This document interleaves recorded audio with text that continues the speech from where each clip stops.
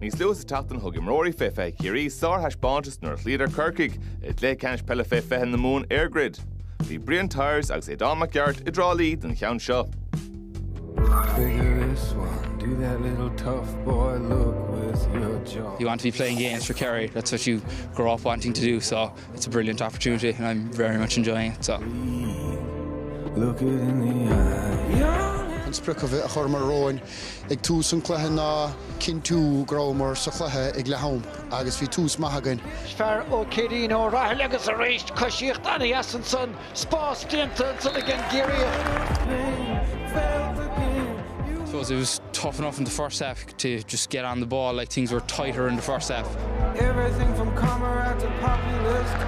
Mikey Lynch in there, a certain goal chance, I think, that he stopped it. It was lucky, like, you know, we were Tomas telling us we need to get back because Cork are so good in the fast ball when they get the ball in.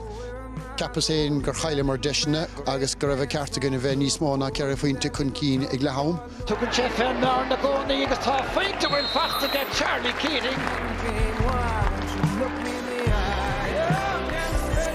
You came out the second half, you were on fire. The goal was crucial, wasn't it? Just going there. The goal was crucial. The Corcaigh agus tá Kennedy Lanta Ericsson agus an Council Ratton Leon again on the Hoover fan.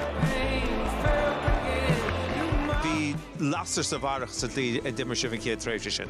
Well, nuair an caid agat míall há seans agat agus má há tú crín leis a caid agus díreach leis a caid agus tapig leis a caid há seans agat.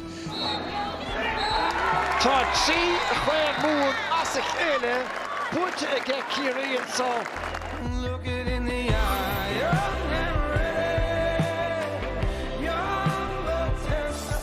Fear Peile, captain Ciarraí faoi fethe Cornwall Walsh.